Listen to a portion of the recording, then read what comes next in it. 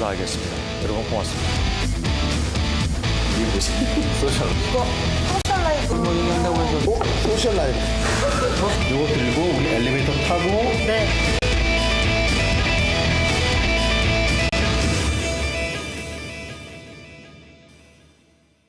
대전의 시내버스 정은 의식을 되찾았습니다. 강원도를 중심으로 독감 바이러스가 빠르게 확산하고 있습니다. 원주와 춘천에 이어 홍천에도 독감 학교 유행 경보가 내려졌습니다. 강원도에서만 325명의 학생이 독감에 걸려 281명이 등교 중지 조치가 됐습니다.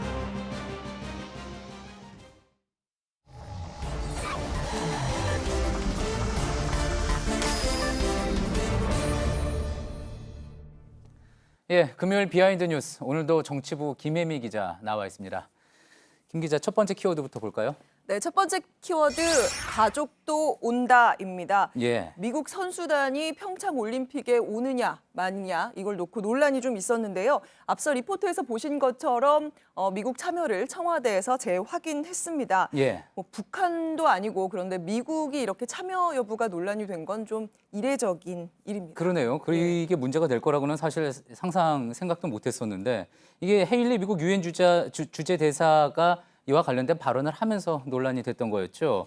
그러니까 아마 이제 국제사회에서는 이런 불안감이 도미노처럼 커질까 뭐 이런 우려도 나오는 것 같습니다. 네, 그렇습니다. 그리고 저희가 청와대 취재를 좀 해봤더니요. 예. 이 트럼프 대통령 확약까지 해준 걸로 확인이 됐습니다. 지난 11월에요. 트럼프 대통령이 방한을 했을 당시에 문 대통령이 트럼프 대통령에게 평창 올림픽에 와달라 이렇게 공식적으로 요청을 했군요. 네, 하자. 예. 뭐라고 얘기를 했냐면요.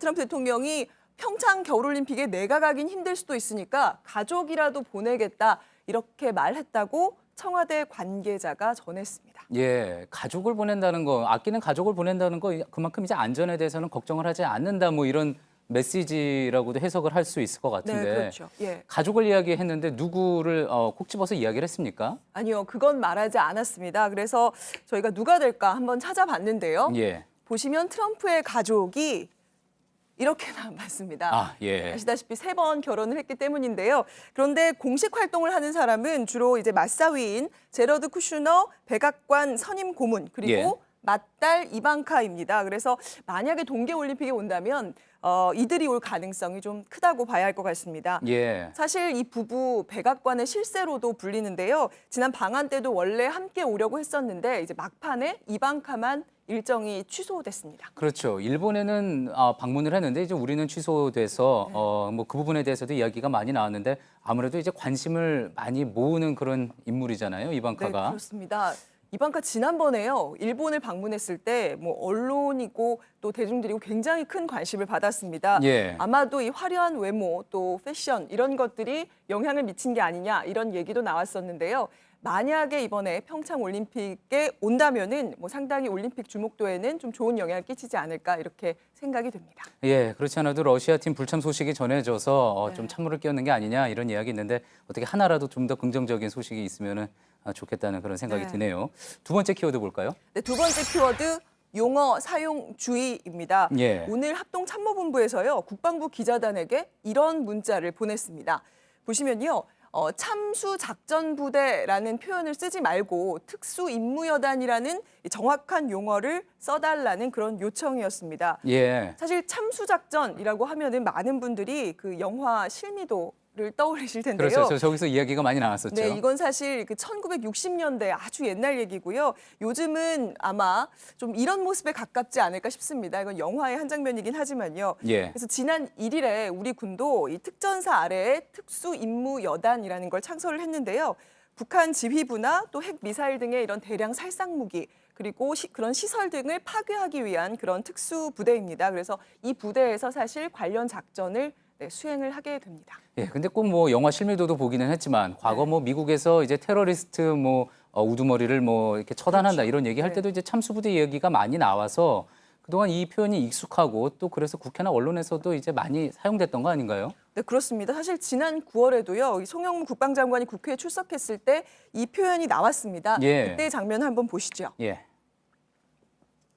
참수작전이 지금 당장 가능합니까? 지금은 완벽하게 갖춰지지 않고 개념을 정립 중에 있는데 금년 12월 1일부로 부대를 창설해서 전력화시킬 예정입니다. 예. 네, 사실 이 참수작전이라는 게요, 뜻을 또 아시겠지만 좀 극단적이고 공세적인 그런 표현이기 때문에 그렇죠. 우리 군에서는 이 표현을 쓰는 걸 사실 조금 조심스러워했습니다. 그래서 불필요하게 북한을 자극할 수 있다 이런 우려 때문인데요. 그런데 국회에서 참수작전이란 발언이 나왔고 당시에 이제 송영무 국방장관이 이걸 굉장히 좀 자연스럽게 받아들여서 일부에서 논란이 있기도 했습니다. 예. 뒤에 그 문정인 대통령 외교안보특보가 참수부대는 미국의 네이비실이나 UDT와 같은 특수부대인데 국방장관께서 좀 잘못된 표현을 쓴 것 같다. 그래서 해석이 좀 잘못된 것 같다. 이런 주장을 하기도 했습니다. 예, 통일외교안보특보 입장에서는 또 그런 이야기 할 수 있을 것 같은데 네. 이제 군에서 기자들에게 공식적으로 참수작전이라는 용어 쓰지 말아달라 이렇게 이야기를 했다는 거잖아요. 이것도 어떤 의미가 있다고 해석을 할 수 있을까요? 네, 사실 실제 표현에서는 참수작전이다라는 말이 빠지긴 했지만 이제 관련 작전을 최근 창설한 그 특수임무여단이 수행을 하고 있습니다. 그래서 예. 그만큼 표현에서는 좀 자제를 하지만 실제로는 전략을 증강시켜서 북한에 압박을 가하겠다 이런 의도로 볼 수 있을 것 같습니다. 최근 국정원의 보고에 따르면요, 이 김정은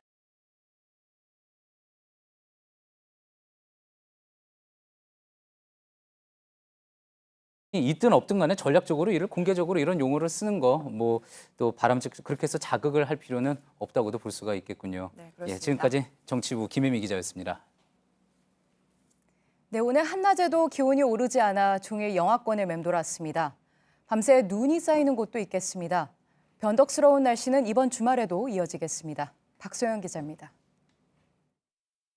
지난 밤사이 내린 한방눈에 도심은 하얗게 변했습니다. 이른 아침부터 시민들은 쌓인 눈을 치우느라 분주합니다. 오늘 아침까지 전남 목포에 4.8cm, 제주 서귀포에는 8cm의 눈이 쌓였습니다. 추위와 눈이 반가운 곳도 있습니다. 눈바람을 일으키며 은빛 설원이를 질주합니다. 스키를 배우는 아이들은 조심스레 발걸음을 옮겨봅니다. 기온이 뚝 떨어진 오늘 스키장은 평일인데도 이용객들로 북적였습니다.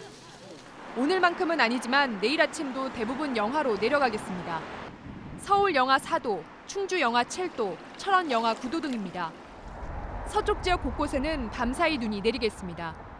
충청은 최고 5cm, 전북은 1에서 3cm, 경기 남부는 1cm 내외입니다. 모레 일요일에는 추위가 잠시 누그러지겠습니다. 하지만 북쪽을 지나가는 기압골의 영향으로 전국이 대체로 흐리고 눈이나 비가 오는 곳이 많겠습니다. 하루 주춤했던 한파는 다음 주 초반 다시 한반도를 덮칠 것으로 보입니다. 월요일 서울의 아침 기온이 영하 10도까지 뚝 떨어지겠습니다. 당분간 약한 기압골이 주기적으로 영향을 미치며 불규칙한 날씨가 자주 나타나겠습니다. JTBC 박소연입니다. JTBC의 살충제 계란파동 연속 보도가 올해 헬스기자상 방송부문 수상작으로 선정됐습니다. 헬스커뮤니케이션학회는 지난 8월 살충제 계란파동 때 JTBC의 신속하고 정확한 보도가 국민 건강 증진을 도왔다고 평가했습니다. 예, 오늘 뉴스룸이 끝난 뒤에는 유튜브와 페이스북을 통해 소셜 라이브 프라이데이를 진행합니다. 최근 법조팀에 합류한 이지혜 한민용 기자와 함께 최근 진행되는 주요 검찰 수사와 재판 소식에 대해 좀 더 한 걸음 들어간 이야기 전해드리겠습니다. 네, 오늘 준비한 소식은 여기까지입니다. 시청해주신 여러분 고맙습니다.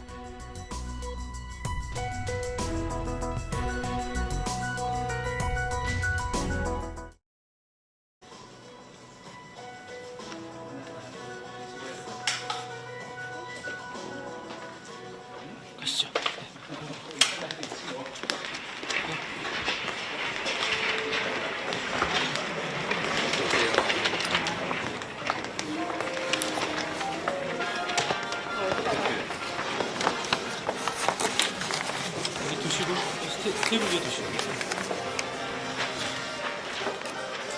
이분 소개 잠깐 할까요? 카메라 쪽 보시고. 네. 라이브가 진행되고 있는 중이거든요. 안녕하세요. 저는 지금 사회 2부 법조팀에 출입하고 있는 이지혜입니다. 네, 저는 같이 사회 2부 출입하고 있는 한민용이라고 합니다. 잠깐 준비할 동안 시간 멘트를 조금 예. 뻘쭘할 테니까 와가지고 맞아요. 먼저 준비된 제가 이야기를 좀 하겠습니다. 오늘 뭐 말씀드렸던 대로 이제 법조팀에 새로 합류를 한 그동안 이제 또 우리 기사 나가면서 처음 또 많이 관심들을 가지고 계셔서 저희 유저분들이나 시청자분들이 또 개개 기자에 대해서 많이 관심을 가져주셔서 못 보던 기자들이 좀 새로 보인다. 그래서 아주 많지는 않지만 그래도 좀 문이 들어왔습니다. 그래서 오늘은 특별히 이제 워낙에 또 이제 소셜라이트 프라이데이 저희가 이제 항상 강조하듯이 저희 이제 기자들에 대해서 궁금한 부분들 많이 좀 풀어드리고 그래서 좀 더 이제 유저들에게 시청자분들에게 가까이 다가가고자 하는 노력으로 이제 진행을 해드리는데요. 그래서 먼저 법조팀에 있는 사회부 법조팀에 있는 이지혜 기자, 한민영 기자를 이 자리에 불렀습니다. 반갑습니다. 네, 맞습니다. 밥이라도 함께 맞습니다. 먼저 하고 그러고 해야 되는데 참 그러지도 못하고 맞습니다. 나는 괜찮은데 법조 기자들이 너무 바빠가지고 또 저희가 이제 4명이 이번에 같이 합류를 한 거죠? 네. 그렇죠. 또 누가 있죠? 이제 강현석 선배라고 법조팀에 또 다른 선배 계신데 예. 강현석 선배랑 기동팀에 이제 박준우 기자 이렇게 그렇죠. 총 4명입니다. 그래서 강현석 기자와 박준우 기자는 또 조만간 불러가지고 또 이야기를 나눠보도록 하겠습니다. 일단 앉을까요? 준비됐지만 자연스럽게 이제 준비가 끝나서 의자 이쪽으로 있어요? 네. 의자가 하나 모자른가? 여기 있어. 네. 이렇게 하는 거예요? 선배가 게스트들이 가운데 앉아서. 선배 센터 하시는 걸로. 네. 게스트께서 네, 이리 오십시오. 반갑습니다. 이렇게 앉아도 되나? 좀 더 밀착해야 되지. 붙이셔야 됩니다.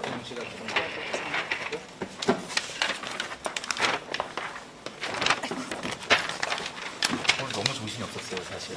네, 진짜. 정신이 없었던 건 다 법조팀 때문이에요, 사실. 죄송합니다. 법조 기사가. 갑자기 기사들이 막 들어와서 막판에 막 새로운 소식들이 들어와가지고 그래서 사실 좀 SNS 통해가지고 오늘 두 분 나온다는 거 좀 미리 홍보도 하고 그러려고 맞아. 그랬는데 그런 것도 전혀 못했고 그럼에도 불구하고 두 기자를 꼭 보고 싶다라는 열화 같은 성원이 있었던 것으로 그랬던 것으로. 예, 그랬던 것으로 확인은 네. 힘드나 그렇게 되고 있습니다. 자, 저희 먼저 기자들 자기소개 그냥 간단하게 하고 시작을 하니까 둘 중에 이지혜 기자가 더 선배가 먼저 하시죠. 네. 안녕하세요. 저는 이지혜라고 합니다. JTBC에서는 46기로 배정을 받아가지고 좋은 동료들이 많이 생겼는데 심수미 기자 그리고 김태형 기자 이렇게 막강한 동기들을 두고 쟁쟁하네요, 있습니다. 46기가. 제가 잘 끼워야죠. 동기들이 긴장하겠군요. 네, 그래서 열심히 술 먹고 있습니다. 여기 기수가 다들 술을 엄청 잘 주당들이 그렇죠. 모여있는 기수잖아요. 네. 맞아요. 생각만 해도 새벽 무섭네. 2시는 껌입니다. 그래요? 어떻게? 혹시 오늘도 가는 거 아니에요? 끝나고? 어젯밤에 이미 했기 때문에. 오늘 새벽까지. 네, 오늘 새벽까지 했기 때문에. 네. 젊음이 부럽네요. 아, 그리고 네. 한민용 기자. 네. 안녕하세요. 저는 JTBC에는 49기로 이번에 들어오게 된 한민용이라고 합니다. 저는 최근에 소셜라이브 나왔던 걸로 알고 있는데 구혜진 기자랑 동기. 그렇죠. 밀착팀. 네, 밀착 카메라 팀 해가지고 출연을 했었죠. 네. 굉장히 재미있었다고 이야기를 했는데 소셜라이브 프라이데이에 좀 나와줬으면 했었는데 그냥 수요일에 해가지고 그렇군요. 저는 한민용 기자는 와서 얼마 안 돼서 사실은 개인적으로 인사 못한 상태에서 실검 1위를 한 번 해가지고 한민용 기자가 누구지? 하고 찾아봤는데 아니 프롬프터를 보지도 않고 거의 래퍼처럼 다 외우는 거예요. 그래서 대단한 기자다 했거든요. 아니 그때 저도 딴 네, 쪽에서 네. 다른 시청자 친구들한테서 이야기를 들었어요. 그 한민용 기자가 법조에서 이제 현장에서 연결을 하는데 이렇게 원고를 한번 보거나 하다가 아니면은 좀 버벅대거나 해야 되는데 그러지 않고 계속 카메라를 응시하면서 이야기를 풀어 나가더라. 저 분명히 앞에 뭐 보고 읽는 거지. 뭐 저한테 물어보더라고요. 보고 읽은 거죠? 아니 저희가 프롬은 보고 읽을 만한 그런 기계는 아직 없고 예. 그냥 이렇게 문장들이 좀 짧아서 그냥 편안하게 얘기하듯이 그냥 최고다. 많은 그 법조 용어들과 이런 거 사람 이름, 직책 이런 것들을 그냥 편안하게 왜냐면 짧게 저희 짧게 했다. 워낙 평소에도 그런 이야기를 많이 하다 보니까 뭐 아침 먹으면 선배들이랑도 많이 얘기하고 예. 수사 상황 얘기를 뭐 많이 이렇게 말을 하다 보니까 그냥 이렇게 좀 편안하게 편안하답니다. 편안하세요. 어떡하죠? 편안하답니다. 저도 외워서 해야 되겠어요. 아니요. 뭐 그런 건 저도 사실은 암기력이 별로 좋지 않은 입장에서 꼭 외워서 할 필요가 있느냐, 그러니까 전달이 잘 되면은 되지 꼭 외워서 할 필요가 있느냐라는 그런 변명을 스스로도 하고 있는데, 물론 굉장히 프로페셔널하게 또 그렇게 하는 모습이 그리고 그게 처음에 약간 원고를 이렇게 볼 수 있을 줄 알았는데 예. 조명이 되게 여러 개일 줄 알았어요. 맞아요. 다들 이렇게 보고 하시길래 선배들이. 근데 딱 그때 앞에 섰는데 조명이 딱 하나더라고요. 근데 이 밝은 조명이 절 쏘고 있으니까 오히려 종이가 안 보이더라고요. 그래서 되게 급하게 이거 실수하겠는데 해가지고 이제 바로 막 외워가지고 좀 했던. 좋네요. 아무튼 그걸로 어쨌든 실검 1위, 포털의 실검 1위까지 됐다는 거죠. 예, 앞으로도 또 기대를 해보겠습니다. 이재 기자 뭐는 남편 결혼을 했는데 뭐 공개해도 괜찮죠? 네. 어차피 아줌마니까 괜찮습니다. 결혼을 했는데 남편도 기자라고 이야기를 들었습니다. 네네. 이제 옆 동네에 있는 방송 기자. 방송국에 예. 방송 선배시죠. 예. 어떻게 만났어요? 기술은 동기인데. 네. 저희 그 경찰서 출입하는 이제 도는 그 수습 기자 시기에 예. 서로 이제 낚였죠. 같은 기수였다고요? 네, 같은 기수로 같이 경찰서 이렇게 도는데 예. 너무 저를 쫓아다녔다고. 수습 기자일 때 그 다 같이 남녀 할 거 없이 이제 한 방에 모여서 같이 있거든요. 그러니까 거의 뭐 집에도 안 가고 맞아요. 왼종일 있다 자잖아요. 보니까 네. 이렇게 정분이 붙는 경우가 있는데 이렇게 그러지 말았어야 되는데. 제가 최근에 제 페이스북인가요? 어디 한번 이제 옛날 생각하면서 저는 이제 이진 기자 때 종암경찰서 있었거든요. 종로 라인이어가지고 정말 그 종암경찰서를 지나가면서 이제 옛날 생각이 나가지고 이제 포털에 검색을 해보고 옛날 사진 이렇게 검색을 해보니까 그 이진 기자실에 막 이불 널브러져 있고 뭐 옆에 컵라면 먹다가 그냥 이렇게 놓여 있는 거 있고. 맞아요. 제가 동대문 경찰서에 예. 예전에 출입할 때 수습 때 그 3년 된 신문을 치우다가 3년 된 그 다음에 선배한테 전화가 왔었나 그래요. 예. 그래서 전화 받고 막 이러고 손을 안 씻었나 봐요. 그래서 A형 간염 걸렸던 적이 있어요. 어떡해요.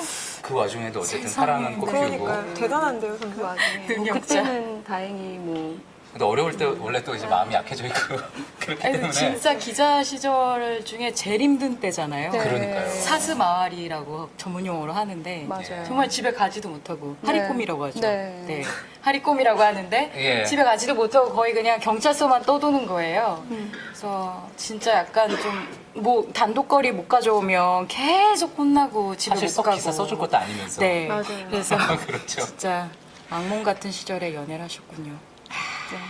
근데 이제 그러니까 정정할 거는 그때 만난 인연으로 예. 후에 이제 일진 기자가 되었을 때 아. 이제 연애를 한 거죠. 이제 그때는 각자 뭐 다른 사람 만나 이런 얘기하면 안 돼요. 이런 얘기하면 안 됩니다. 아줌마인데. 아줌마니까. 네. 아니 네. 그런데 참 많은 사람들이 또 안타깝게 쳐다보지 않나요? 같은 이제 동종업계에 예, 저도 뭐 기자된 남편으로서 참 저희 와이프가 안 돼 보일 때가 많은데 두 분 다 이제 기자고 하니까 아이도 있잖아요. 네. 예, 그것도 와. 상당히 또 힘들 것 같은데 와. 게다가 또 법조는 이제 저희가 여러 출입처가 있잖아요. 정치부에 뭐 국회도 있고 청와대도 있고 외교부도 있고 또 뭐 사회부에도 경찰서 있고 법조 있는데 법조가 거의 뭐 가장 빡센 곳 중에 하나 아니겠습니까? 그런데도 불구하고 또 법조를 선택을 한 계기가 있을까요? 네네. 저는 이제 육아휴직을 하고 복직을 하는 타이밍에 이제 사회부 안에 몇 개 팀을 고를 수 있었는데 그때 법조팀이 되게 가고 싶더라고요. 왜냐하면 조금만 더 연차가 높아지면 다시는 직업 말진을 못할 것 같다는 생각이 들었어요. 그래가지고 손 들고 갔는데 이제 그때부터 이제 애는 불쌍해졌죠. 애는 이제 엄마 없이. 예. 근데 선배가 유독 술자리에 오래 있으세요. 제가 먼저 좀 이렇게 가셔도 될 것 같은데. 아니 네. 거의 다음 날까지 계속 있으신 것 같아요. 그러니까 오늘 저녁에 분명히 우리가 술자리 시작했는데 예. 저는 그래도 그날 안에는 집에 가야지 이 생각을 하고 있는데 선배는 보면 항상 그 다음 날 이길 이렇게 아니 왜냐면 이미 집에 가봤자 애는 자고 있잖아요. 계속 하시더라고요. 그러니까 지금을 즐기는 그런. 예. 와. 제가 하율이 보러 안 가도 돼요. 그래서 선배가 이렇게 하면 이미 잔다. 이미 잔다. 저희 와이프도 맞벌이 하는데 항상 저렇게 늦게 오던데 같은 생각으로 그러는지 모르겠습니다. 맞아요. 근데 뭐 괜찮습니다. 애가 혼자서도 잘 자라더라고요. 그리고 짧은 시간이라도 충분히 사랑을 주면 된다고 하더라고요. 일한 엄마의 병이. 애한테는 나중에 물어봐야지 되겠지만. 네. 한민영 기자는 계속 법조 출입한 건가요? 저는 2013년 입사해서 네. 경찰서랑 동남북서 지방검찰청 뭐 지법 이렇게 해가지고 2년 정도 하고요. 그 이후에는 쭉 법조 쪽에 조금 빼고는 다 법조에 좀 있었습니다. 계속 사회부에만 있었던 셈이네요. 어쨌든. 예, 계속 사회부를 좋아하시는 두 분이요. 네, 뭐 기자에 꽂힌 사회부라고 김준술 부장이 하는데. 좋아하겠습니다. 그럼 지금 중앙지검을 취재하는 두 네. 기자인 거죠? 네. 그렇죠? 법원 출입하는 기자는 따로 있는 거고. 네네네. 네, 그렇죠. 네. 근데 한민용 기자가 특이한 게 중국에서 공부를 했다고. 우와. 네, 저 중국에서 고등학교, 대학교를 중국에서 나왔어요. 우와. 예. 정말 해봐요. 이럴까봐 제가 아무에게도 말하지 않고. 저 맨날 해보라 그러는데. 네. 해주세요, 네? 뭐라도 좀 해주세요. 정말 내가 뭘 물어봐야 되겠는데 중국말로 심지어 물어보지도 못하겠네. 뭐. 근데 안 쓴 지 너무 오래돼서. 에이, 네. 고등학교 제가 다음번 소셜 라이브 때 한번 하겠습니다. 다음은 없어요. 다음은 없어요. 다음은 없어요. 그거 없으면 없나? 그러면 끝날 때 마지막 인사를 중국어로 하는 걸로 네네. 뭐 그렇게 다 해보죠. 같이 중국어. 가르쳐 주세요. 그러면 네. 한번 해볼게요. 네. 우리는 안 하는 거예요. 그리고 또 미국에서도 공부했다고. 네, 미국에서는 대학교 졸업하고 잠깐 짧게 또 있었는데요. 예. 네, 그리고 난 다음에 바로 이제 기자가 된 건데. 네. 진짜 그 얘기 많이 들었겠어요. 왜 기자가 네, 됐느냐고. 정말 많이 들었어요. 근데 어릴 때서부터 좀 하고 싶었던 일이어서 예. 한국 돌아와서 한번 언론고시라고 하죠. 언론고시를 했는데 좀 잘 돼서 바로 좀 일을 시작할 수 있었던 것 같아요. 예. 바로 잘 된 건 아니고요. 아주 많은 회사를 떨어졌어요. 여기도 떨어졌었고, 다 그렇죠, 뭐. 예. 중국 나중에 저 특파원 가면. 네. 베이징 특파원. 네. 그것보다는 미국을 좀 노리고 싶은. 네. 그렇죠. 중국에 또 미세먼지도 많고 그래서 지금 저 중국 특파원 가 계신 분들 고생 정말 많이 해요. 맞아요. 신경진 특파원도 맞아요. 그러시고 그 이전에 특파원 했었던 또 선배도 한국에 미세먼지가 너무 많은 날이었어요. 그날이. 그랬는데 조금 막 다들 막 불평하고 나가지도 못한다고 막 그랬더니 그 선배가 탁 나가면서 야, 이 정도 날씨면은 중국에서 운동할 날씨야. 그러면서 그래요? 또 그러더라고요. 그만큼 또 베이징 특파원들 고생 많이 하죠. 제가 꼭 밝히고 싶은 건 제가 네. 뉴욕에 살았다는 점을 밝히면서 뉴욕 특파원을 노려보겠습니다. 와우. 네. 예. 그러게요. 20년 여기도 뒤에. 옆에도 20년. 뉴저지주에 살았던 사람이 있으니까 그래가지고 경쟁자가 저도 미군 부대에 좀 있었고 좋아요. 네. 그입니다.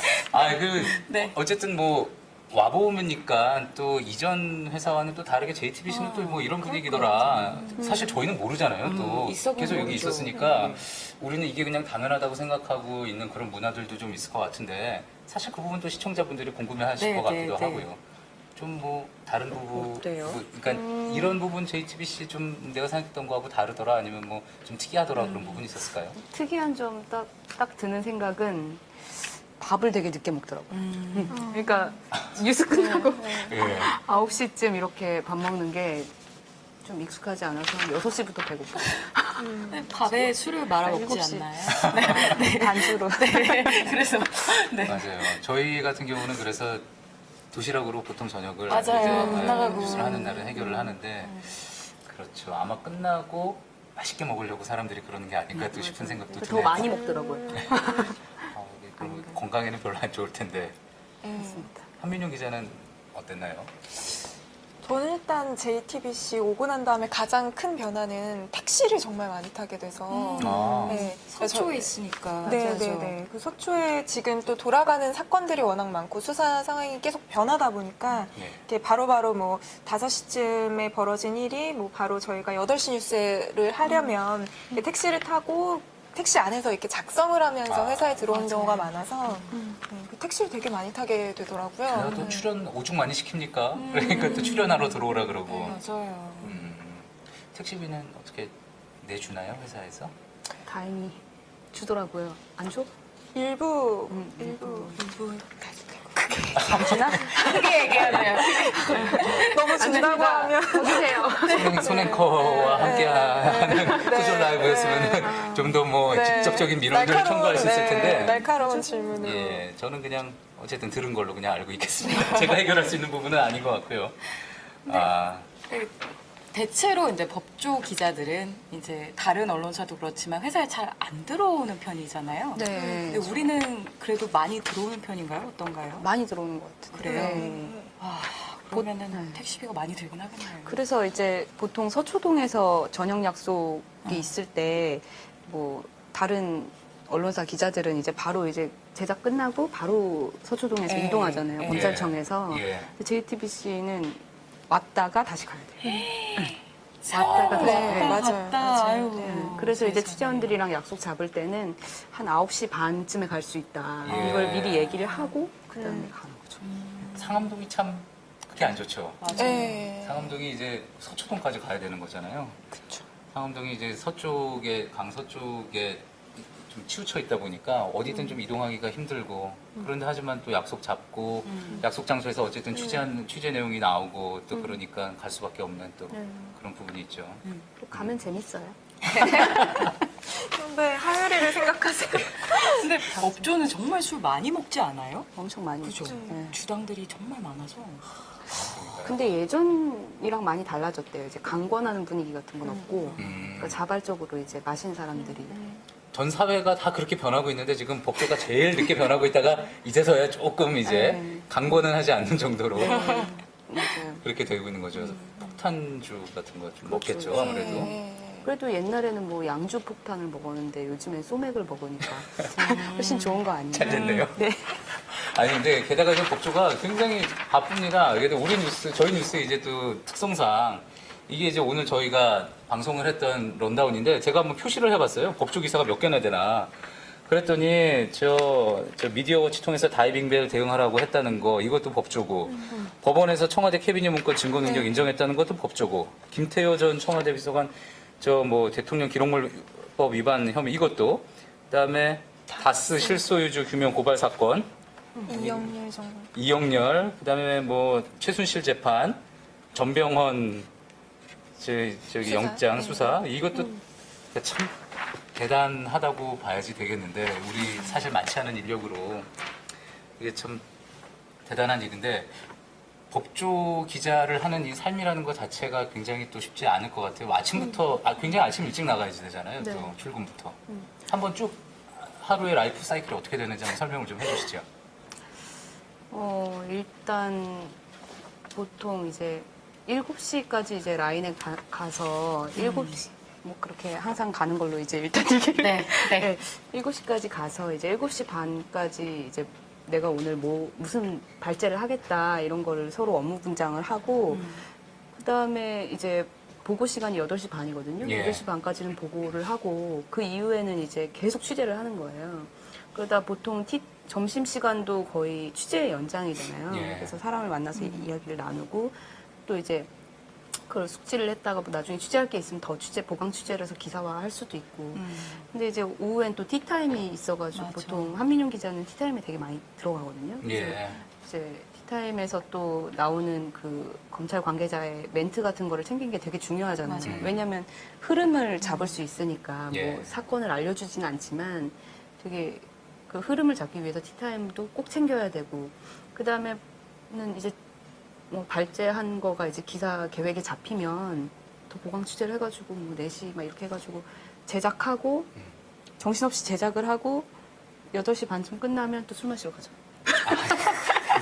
이런 얘기 한 아니에요? 가지인데 저뭐 꼭 말씀드리고 가야지 될 것 같은 부분이 있는데 사실 뭐 저희 술 얘기가 많이 나오긴 했지만 저희가 뭐 정말 뭐 술을 너무 좋아해서 그래서 이제 이렇게 하는 게 아니라 이게 각 출입처마다 또 특성이 있습니다. 출입처에서 이곳을 출입하는 기자들은 또 그 출입처의 문화에 어느 정도 적응이 되어야지 되는 그런 또 환경이 있고요. 또 이쪽으로 출입하는 사람들은 또 거기에 이제 하는데 참 또 이렇게 하면은 검찰 비하 발언이 되는 거 아니지는 않고 그러니까 그 전반적인 문화가 있습니다. 그러면은 이제 그 문화가 이제 많이 또 변하고 있는데 어쩔 수 없이 기자들은 또 그 문화에 또 이제 맞춰주고 또 거기서 이제 같이 취재하고 그러는 부분이 있다 보니까 저희가 다소 좀 장난스럽게 이야기는 했지만 술 이야기 좀 나오게 됐던 거죠. 그 부분에 대해서는 유저 여러분들 저 기자들 맨날 술만 먹고 저러고 있는데 생각하지 마시고 또 그 부분에 대해서는 많이 양해를 좀 해주셨으면 하는 바람으로 먼저 이야기하고 그리고 또 다음 이야기 가보죠. 방금 지금 나온 티타임도 사실 검찰만의 취재 문화 아니에요? 그것도? 그러니까 차장 검사 방에 가서 뭐 적당한 질문을 받아가지고 각사 이제 한 명씩 들어가서 받아치잖아요. 그러니까 그런 취재 문화도 검찰만 갖고 있는 문화 같더라고요. 다른 데 출입해 보니까. 그래서 확실히 그건 좀 다르긴 다른 것 같아요. 좀 밀폐돼 있고 좀 취재가 어렵고. 최근에 그 영화들도 뭐 검찰 관련 검사나 뭐 하여튼 뭐 재판 관련된 영화들도 많이 나왔었잖아요. 저는 최근에 꾼 봤었고 맞아요. 거기 유지태가 검사로 나오고요. 유지태 씨가 그리고 뭐 그 이전에 나왔던 여러 가지 영화들 또 뭐였나요? 그 조승우 씨가 뭐 나왔던 비밀의 숲? 비밀의 숲도 드라마도 이런 얘기 해도 그랬고 되나요? 비땡 얘기의 숲 우리 드라마가 아니니까 그리고 그 영화도 있었잖아요. 또 저기 뭐 너 장난 나랑 지금 하냐 뭐 이거 했었던 그 조인성 씨. 아니요. 이병헌 나왔던 그쵸. 언론사도 나오고. 하여튼 그런 영화에 지금 취재하느라고 지금 영화를 다 못 본 것 같은 그런 표정인데요. 네, 저는 그렇죠. 빅풋 주니어 말고 본 적이 없어요. 이와 같이 볼 수 있는. 네. 그렇죠, 다들. 그럼 그걸 물어볼 거기 나오는 검찰과 또 거기 나오는 검찰 출입 기자들과 실제 생활이 어떻게 다른지 그걸 물어보려고 그랬는데 답이 나오기가 쉽지가 않겠군요. 예. 이제 뭐 많이들 또 궁금해하셨던 부분 중에 하나가 또 이제 검찰 출입, 검찰 기자 하면은 많이 떠오르는 부분이기도 해요. 많이들 떠올리시는 부분이기도 한데 누구 하나 유력 인사가 이제 출두했을 때, 소환됐을 때 엄청나게 막 이거 여러 개 묶어서 묶어가지고 이렇게 들잖아요. 근데 그게 말진이 하는 거잖아요. 그죠? 정해져 있나요? 그거 어떻게 하나요? 그게 말진이 하진 않고요. 그래요? 대체로 왜냐면 중요한 소환자 거물급들이 하기자. 오니까 거기 네. 아무 질문이나 던질 수는 없으니까 그렇죠. 네. 일단 그 오는 시간에 맞춰서 취재 기자들이 그 앞에 모여서 질문을 좀 어떤 거 할 것인가 좀 논의를 먼저 한 다음에 그 다음에 이제 어떤 취재 기자가 마이크를 잡을 것인가를 또 정해요. 근데 대부분 뭐 내가 잡을게 하면은 대체로 잡고요. 근데 대체로는 방송 기자들이 아무래도 마이크를 좀 많이 잡는 경우가 있는 것 같아요. 그게 모두가 그 마이크를 갖다 들이대면은 너무 혼란스럽고 네, 그쵸. 네. 그러니까 이제 미리 정해서 그렇게 하는 거겠죠. 근데 그래서 질문할 수 있는 시간도 굉장히 짧잖아요. 네. 슥 지나가니까. 그래서 거의 막 랩하듯이 이게 그 틀리지 않고 외워서 질문하는 것도 요령이었던 것 같아요. 그죠? 그 장면 중에 하나인 것 같습니다. 예, 이런 장면이죠. 맞아요. 금방 들어가거든요. 누구죠? 얼굴이 안 보이네요. 자료 화면으로 하나 가져온 모양인데. 그때 막 싸웠나요? 몸싸움도 가끔 벌어지고. 그렇죠. 몸싸움도 벌어지고. 맞아요. 혹시라도 누가 포토라인 어기면은 뒤에서 막 그쵸, 입두문자 날라오고. 가장 중요한 건 소환자의 얼굴을 가리면 안 되거든요. 카메라가. 사진 그러니까, 기자들이 그러니까 취재 기자가 이제 예민하죠. 붙다가 만약에 얼굴을 가린다 하면은 사실 의미가 없어지는 거니까 나오라는 말씀 많이 하시죠. 맞아요. 쳐다보면서 이렇게 V라도 좀.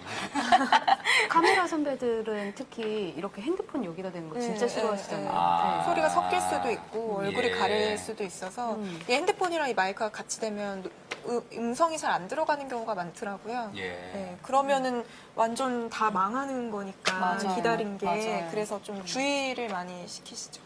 근데 그러다 포토라인이 어쩌다가 이제 무너지는 경우도 있잖아요. 네. 그렇게 될 경우에는 막 기자들이 막 모여서 서로 자기 마이크 아니면 자기 휴대전화 갖다 대려고 녹음하려고 이제 그러는 모습도 간혹 볼 수 있는데 몸싸움이 또 치열하지 않습니까? 그렇게 되면. 네. 맞기도 하고요. 아, 서로요? 서로 아니, 때리나요? 기자들끼리 그러는 건 아니고요. 예. 기자들끼리 그러는 건 아니고 소환자 옆에 계신 분들과 기자들의 몸싸움이 좀 벌어지죠. 저희끼리는 뭐 싸울 일은 사실 없는데 네, 맞는다는 게 이제 기자들이 막 이렇게 치고받고 싸운다는 게 아니라 평소에 마음에 안 들어. 그건 아니고 이렇게 이참에 그냥 이때다 이렇게 꼬집고 그래서. 아니 저희 그 박민규 기자가요 최순실 씨 이제 나왔을 때 예. 검찰에 나왔을 때 그때 너무 깔렸어요. 아, 그랬나요? 거의 깔리다시피 했을걸요? 네. 밑에? 네네네네. 갑자기 막 거치게 들어가는 바람에. 근데 그래도 그때 박민규 기자는 마이크를 아마 직접 네, 드는 기자였죠. 네, 맞아요. 그 기자들은 좀 보호가 돼요. 근데 그 아. 끝자락에 있는 기자들 같은 경우에는 사람들이 정말 많이 모여 있기 때문에 그때 저도 그때 현장에 있었는데 네. 제 위로 3명 정도가 올라왔는데 정말 처음으로 압사라는 게 이런 거구나라는 생각이 들어서 와. 진짜 살려고 와. 다 친한 선배들인데 제가 진짜 거칠게 밀었거든요. 그래서 네. 나중에 끝나고 정말 죄송하다. 일어났더니 그날 최순실 씨의 그 신발 신발도 벗겨진 그 유명한 날이었죠. 네, 네. 근데 제 신발도 다 벗겨져 있어요. 그래요? 네. 세상에 참 힘들다. 그죠? 평소에 좀 운동을 좀 해야지 되겠네요. 법조 기자를 하려면. 그렇죠. 이렇게 한민영 밀치기 이런 거. 기자는 키가 좀 또 큰 편 아닙니까? 아, 저 170 정도. 와, 돼요. 예. 예, 저보다는 조금 작군요. 확인은 안 하겠습니다. 네. 이제 일어서지 맙시다, 네, 이따가. 네, 알겠습니다. 예. 네. 그러니까 어떻게 아무래도 좀 키가 크거나 아니면 덩치가 좋거나 조금 그런 유리하잖아요. 경우에는 좀 더 유리한 그죠? 부분이 예전에 있을 것 같네요. 조연아 씨 오셨을 상무요? 때 엄청 크시잖아요. 땅콩 장신이랑. 회원 때 처음으로 이제 어디서 조사를 받고 나오실 때 하필이면 마이크를 이런 얘기 해도 되는지 모르겠네요. 해도 돼요. 타사 선배들이었는데요. 남자 선배들이 잡으셨는데 조금 아담하신 선배들이 잡으신 거예요. 근데 그게 사진을 이렇게 봤더니 너무 차이가 많이 나니까 선배들이 좀 그 다음부터 제가 계속 조연아 옆에 많이 이걸 잡았는데 예. 아무래도 좀 키가 크거나 밸런스를 하면 그것도 맞추자. 맞춰야 되네요. 진짜 좀. 눈높이를 맞춰야 하니까. 무릎을 좀 구부리시지 그랬습니까? 아니, 좀 커 보여야 됐어요. 오히려 그때는 이렇게 굉장히 그 좀 크잖아요. 이렇게 붙어야 돼서. 예. 네. 그렇게 같이 이제 또 뭐 소환된 사람이라든지 아니면 직접 이제 취재를 했던지 기억에 남는 사람 있을 것 같아요. 저는 홍준표 지금 대표, 예, 자유한국당 대표. 한국당 대표가 되게 기억에 남는데 네. 그때 이제 성완종 리스트 관련해서 이제 소환돼서 오셨잖아요. 예. 근데 그때 이렇게 제가 가까이 다가갔는데 처음에 이렇게 목소리가 너무 작고 미세한 떨림이 저는 느껴지더라고요. 그래서 이분이 되게 긴장하셨나 보다 이 생각이 들었는데 그 장면이 아직까지도 생각이 나요. 네. 평소에 사실 그렇게 뭐 긴장할 것 같아 보이지 않는 안 그런 했었죠. 캐릭터인데. 네, 네. 예. 근데 그거는 진짜 현장에 있었으니까 느낄 수 있는 그런 긴장감 뭐 이런 거였던 것 같아요. 네. 저는 그 장면이 떠올라요. 뭐 우리 기자는 아니었지만 우병우 전 수석 소환됐을 때 예. 그 레이저 한번 여기자에 네, 발사했잖아요. 맞아요. 네. 사실 그런 상황일 때도 당황하지 않고 질문을 계속 이어가야지 예, 되는 그쵸. 거겠죠. 네. 저도 방금 선배 말씀하셨던 그분께서 법원에 한번 오셨을 때 저한테 뭐라고 하셨더라? 왜 이상한 질문을 하고 그래? 하면서 이렇게 저한테 이상한 질문한다고 좀 혼내시는 분들이 몇 분 계세요. 근데 이제 아니 그분은 저 손석희 앵커에게도 이상한 질문을 하는 분이니까. 근데 이제 그때 이렇게 마이크를 잡고 있을 때는 되게 모든 언론사를 대표해서 잡은 그렇죠. 거니까 이렇게 당황하거나 하면 안 된다는 생각이 있어서 예. 그냥 계속 질문을 이어가긴 했는데 속으로는 되게 당황해서 왜 그러시지? 되게 평범한 질문이었어요. 그러니까 뭐 뇌물 받은 거 인정하십니까? 뭐 이런 정말 이렇게 뻔한 질문이었는데 딱 화를 내셔가지고 그렇죠. 어떻게 보면 기선제압을 하기 위해서 또 네. 기자들에게 그렇게 네. 뭐 네. 대꾸를 했을 수도 뭐 있을 것 같다는 생각이 들고요. 근데 아무래도 이제 소환된다는 것 자체가 본인들 입장에서도 굉장히 극한적인 상황이다 보니까 거기에 그 기운 자체가 뭔가 되게 굉장히 무겁고 힘들고 그래요. 맞아요. 기싸움 같은 것도 일어나는데 좀 그랬던 것 같아요. 좀 뭔가 인생에 대해서 다시 한번 생각해보게 되는 그런. 진짜 또 갑자기 정윤혜 씨 생각나요. 예. 정윤혜 씨가 딱 소환돼서 올 때 출입 기자들은 사실 뭐 보통 이제 검찰 수사에 충실히 응하겠습니다. 뭐 이런 정도로만 그렇죠. 대답을 네, 보통 네. 하시는데 네. 그분이 누가 이런 엄청난 불장난을 했는지 이 아, 멘트를 했었잖아요. 그렇죠. 예, 그렇죠. 너무 얘기되는. 그래서 갑자기 다들 되게 분주해졌던 기억이 나요. 네, 예. 그랬었습니다. 뭔가 되게 열심히 찾아보시네. 그리고 여기 이제 또 혹시 저희 유저들 실시간으로 남겨주시는 것들 예, 이야기를 소개를 좀 해드릴까 하고 좀 찾고 있으니까 찾는 동안 좀 네네네, 다른 이야기를 좀 이어가 나가세요. 법조팀, JTBC 와서 JTBC 법조팀을 볼 때는 뭐가 좀 달라요? 엄청 서로 막 북돋아주고 북돋고. 네, 서로 되게 잘했다 서로 막 이렇게 그러는 것 같아요. 그리고 되게 분위기가 으쌰으쌰하는 분위기라고 해야 되나? 네.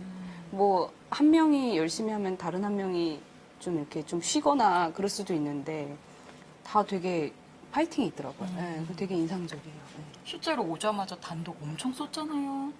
여기 보따리 굴듯 단독 모신, 단독 많이 모신. 하지 않았습니다. 아, 그런 단독 기사는 어떻게 나오나요? 진짜 단순하게 사람들은 그런 거 궁금할 것 같아서. 영업 비밀. 비밀인가요? 네. 취재원 밝히라고 조금만 알려주세요. 네. 일단 네. 이게 자기가 관심이 있는 그 수사가 딱 정해져 있는 것 같아요. 이제 저 같은 경우에는 지금 검찰 수사 제가 이제 좀 5주 동안 쉬었거든요. 이직하면서. 그리고 와서 다시 돌아왔을 때 이제 한창 벌어지고 있던 수사는 특활비 수사를 한창 그렇죠. 하고 있었고 네. 그리고 나서 이제 새롭게 시작하는 수사로는 전병헌 전 수석 수사가 시작이 되고 있었는데 근데 당시에 이제 저는 좀 그쪽 수사에 되게 관심을 많이 가졌던 것 같아요. 아무래도 당시에는 살아있는 권력에 대한 수사기도 했고 그렇죠. 근데 이게 뭐 저희가 언론에서 되게 많이 살아있는 권력에 대한 수사가 진행됐다 하면서 이렇게 많이 쓰는데 이제 사실 그게 갖는 의미 중에 하나는 어떻게 보면 이번 정권 같은 경우에는 지난 정권에서 잘못했던 것들 우리가 이제까지 좀 바로잡고자 해서 이제 좀 촛불을 든 시민들이 바꾼 정권이라는 그게 좀 강한데 근데 지금 이 정권에서 만들어진 인사가 뭔가가 잘못이 돼서 수사가 벌어진다라는 것 자체가 이제 거기에 대한 실체적 진실이 무엇일까라는 궁금증이 되게 저는 개인적으로 컸고요. 그래서 만약에 아직은 수사가 진행 중이기 때문에 저희가 좀 다 말을 하면 이게 좀 문제가 될 수 있을 것 같아서 조심스럽긴 한데 그래서 그 부분을 좀 저는 많이 취재를 하면서 좀 관심이 많이 생기면 더 뭐 관련 사람들이 누구였는지를 많이 좀 궁금해 하게 되고 또 지금 전병헌 전 수석 같은 경우에는 협회가 하나 껴있잖아요. 그렇죠. 그러면 그 협회에서는 수사를 받았지만 구속되지 않은 뭐 참고인 신분이라고 저희가 많이 하죠. 이제 그런 분들한테 좀 검찰에서 어떤 진술을 했는지 뭐 이런 정황이 보이는데 실제로 어떠하였는지를 좀 많이 묻고 좀 저희 스스로도 검찰 수사와 별개로 우리가 좀 실체적 진실을 만들어 나가는 그런 걸 좀 많이 하려고 노력을 하고 있습니다. 좀 더 외곽 취재를 하시는 그쵸. 거네요. 한마디로 말하면 네. 역시 아, 앵커 오셔서 정말 진리를 해야만 하는. 그죠. 저 같은 경우는 그런 것 같아요. 이제 기본적으로 호기심이 많고 또 이제 상상하는 걸 좋아하거든요. 그러니까 어떤 수사가 진행될 때 이번에는 이 다음 단계 뭘 하고 있지 않을까? 막 이렇게 상상하고 그렇게 취재를 하다 보면은 뭔가 탁 걸려드는 게 있더라고요. 그럴 때 뭐가 나오고 이랬던 것 같아요. 가장 재밌더라고요. 기억 남는 수사가 있어요? 와서 했던 것 중에? 한동안은 사실 뭐 국정원 특활비, 특수활동비 수사로 나름 없었을 테니까. 그러니까 국정원에서 또 지금 김관진 전 국방장관이나 임관빈 전 국방부의 이제 정책실장이 이제 지금 풀려났는데 이제 그분들이 이제 풀려났다고 해서 지금 이 수사 자체가 아예 의미가 없는 게 아니잖아요. 그렇죠. 저는 굉장히 이 수사 자체가 되게 의미 있는 수사라고 생각하거든요. 이제 어떤 국가기관이 동원이 돼서 사이버에 이제 정치적인 댓글을 단다는 이 행위 이거에 대해서는 지금 혐의에 대해서 이제 계속 수사 중이지만 굉장히 유의미한 수사를 하고 있고 그 현장에서 저희가 이제 계속 따라가고 있다는 게 되게 어떻게 생각해 보면 되게 영광스럽기도 하고 역사의 현장에 내가 지금 함께하고 있구나. 그럴 때 좀 보람을 많이 느끼는 것 같아요. 아무래도 좀 더 최전방에 있다는 느낌은 확실히 들 것 같아요. 그렇죠? 그 중요 소환자들이 사실 저희끼리 출입 기자들끼리 어떤 얘기를 또 많이 하냐면 야 이제 무슨 전직 국정원장이 오면 별로 얘기가 안 된다. 맞아. 지금 뭐 2번 오고 3번 오고 뭐 이러면은 얘기가 안 된다 이런 얘기들 많이 하거든요. 그러니까 굉장히 지금 뭔가 국민들의 기대도 커지고 뭐 기자들의 기대도 같이 커지고 예, 점점 이제 윗선을 향해서 가고 있는 것 같아요. 더 재밌어요. 뭐 어느덧 이제 또 마무리해야 될 시간이 거의 다 됐고요. 벌써요? 예. 질문 없어요? 선배? 질문은 있는데 네. 저 한민영 기자 저 결혼 언제 하느냐 뭐 이런 질문도 있고 저도 묻고 싶고 저희 어머니가 매일 묻는 네. 아니 이 질문 있어요. 근데 이건 저도 이제 궁금했던 부분이긴 합니다. 네. 그 저희 외사촌 동생 이름이 현민용이에요.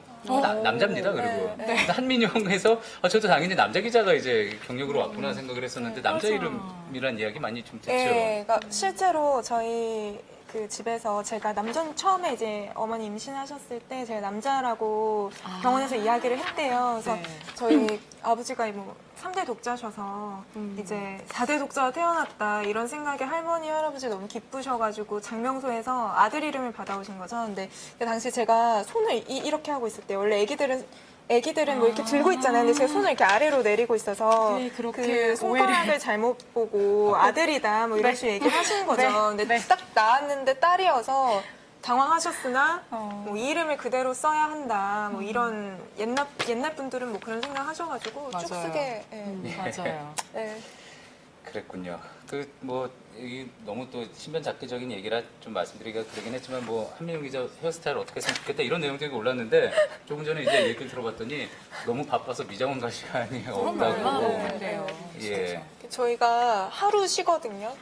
지금 손석희께서 안 계셔가지고 좀 그냥 말씀만 드리면 저희 지금 법조팀이 일주일에 하루 빼고는 주 6일 근무를 하고 있어요. 근데 그 하루도 사실은 지금 워낙 이례적으로 서초동에서 돌아가는 사건이 너무 많다 보니까 저희도 공부가 되게 필요해요. 그러니까 매일매일 리포트를 하고 이렇게 나와서 시청자분들께 설명을 드리려면 좀 아는 게 있어야 되고 또 계속 취재를 하지 않으면 안 되니까. 그래서 사실은 그 하루 쉬는 날도 뭔가 계속 그런 걸 하다 보니까 제가 조만간 머리 꼭 시정하겠습니다. 진짜 어제 그 다스 고발장이 접수가 됐거든요.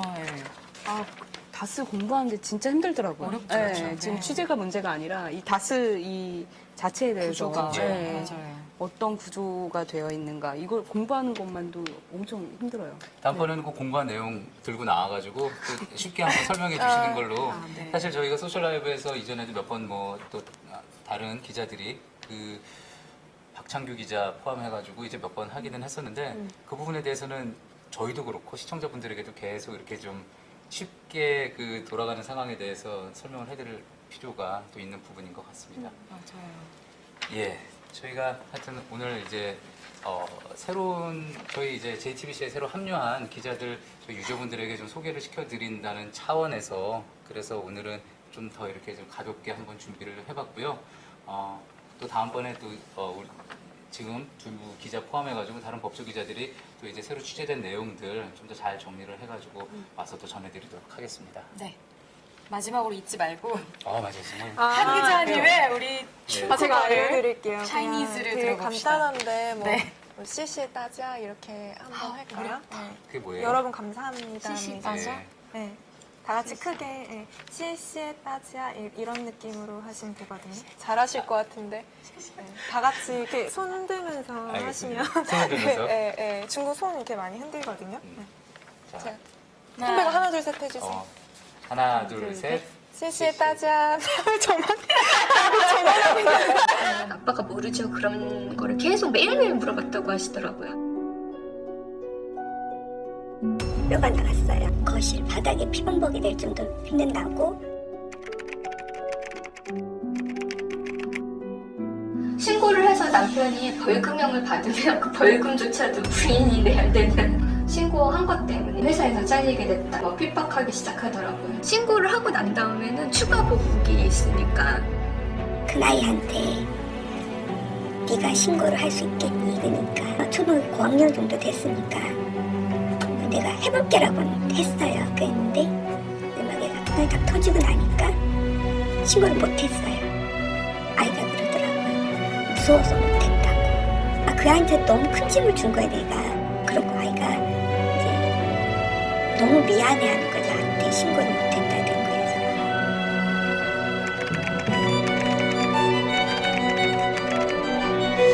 이혼소송 할 때 다들 엄청 괴로워하거든요. 자기가 고통스러웠던 거를 다 답변을 하고 10년 전에 다 모르는 거 그런 거를 말도 안 되는 거짓말 같은 거 있잖아요. 일일이 다 답변을 해야 되는 거니까 다들 막 정신과 상담받고 약 처방받아서 그렇게 안 하면 잠을 못 자요.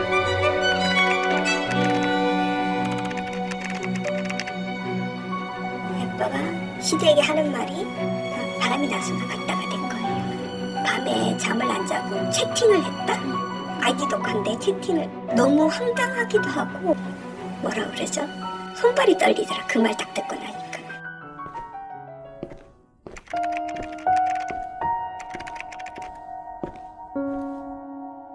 최종은 말기 판정을 받은 거예요. 남편이 어차피 죽을 거 너도 죽이고 아이들이랑 같이 죽겠다 그런 얘기를 하는 거예요. 그때는 정말 그럴 수 있겠구나 그런 생각이 들어서 제가 쉼터를 그렇게 해서 가게 된 거예요. 낯선 사람들 틈에서 그 단체 생활을 해야 되는 거잖아요. 그러니까 저희 애 같은 경우는 쉼터에 가서 한 달 동안 방 밖에 안 나갔어요. 아이가 노래 치료를 9개월 정도 받았어요. 또래 동갑자리 여자애랑 막 대화를 하더라고요. 뭐 너는 아빠가 엄마 싸울 때 안 무서웠어? 나 너무 무서웠어 했더니 너 그때 울었니? 막 그러면서 했더니 나 너무 무서워서 울었어 했더니 나도 그때 되게 무서워서 울었거든. 그러면서 둘이 서로 그런 얘기를 막 나누는 거예요. 그래서 제가 이제 그 상담 선생님한테 그런 얘기를 했어요. 근데 그게 되게 치유 과정이라고 얘기를 하시더라고요. 가해자들이 굉장히 집요해요. 쉼터가 이제 그 노출이 되면 안 되잖아요. 가해자들은 어떻게 해서든지 찾기 위해서 경찰도 동원하고 카드 내역서, 그다음에 은행에서 어느 현금에서 출납했는지, 그다음에 핸드폰 같은 경우는 기본적으로 위치 추적 다 되고.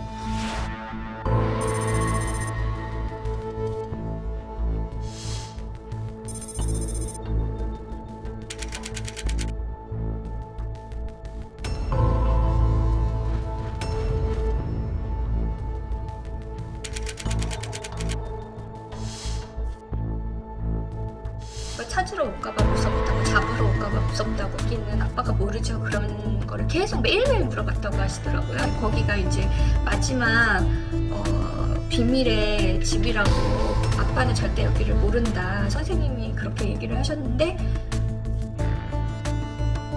경찰에 그런 신고 내역이 없기 때문에 어쩔 수 없었다라고 경찰이 얘기를 했거든요. 만약에 한 번이라도 신고가 있었으면 이 사람이 가정폭력 전과가 있구나 하고서는 자기네도 데려갈 수 있었는데.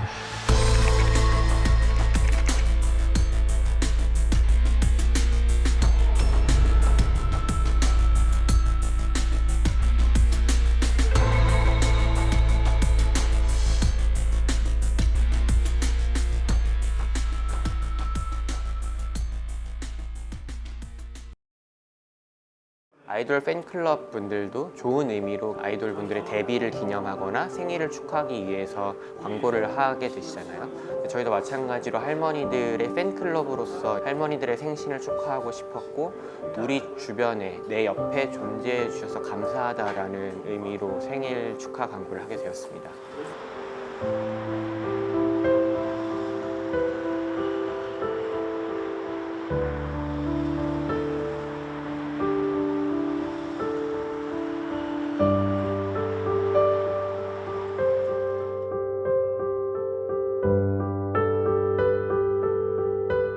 저희 같은 사람 다시 안 챙길 수는 없습니다.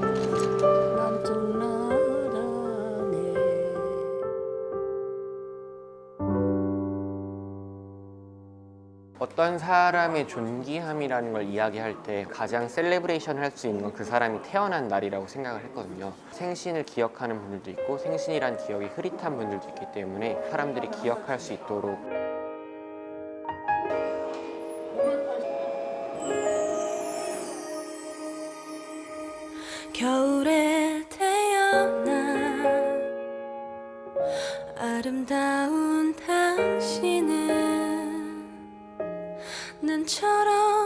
그러니까 할머니의 단편적인 삶을 보고 피해자로만 보는 것이 아니라 정말 이런 훌륭한 삶을 사셨던 분이었구나, 그런 분의 생일이구나라고 알았으면 하는 마음이 가장 큽니다. 사랑스러운 당신은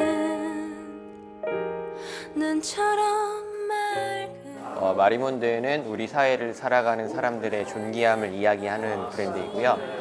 현재는 이제 일본군 위안부 할머니들의 인생을 재조명하고 그 이야기를 모티브로 다양한 플라워 패턴을 만들어서 제품에 담아서 많은 고객들께 소개를 하고 있고, 캠페인 제품 같은 경우에는 생산 원가와 약간의 부대 비용을 제외한 수익금 전액을 이제 정의기억재단에 전달하는 역할을 하고 있고요. 겨울에 태어난 아름다운 당신은 눈처럼 깨끗한 나만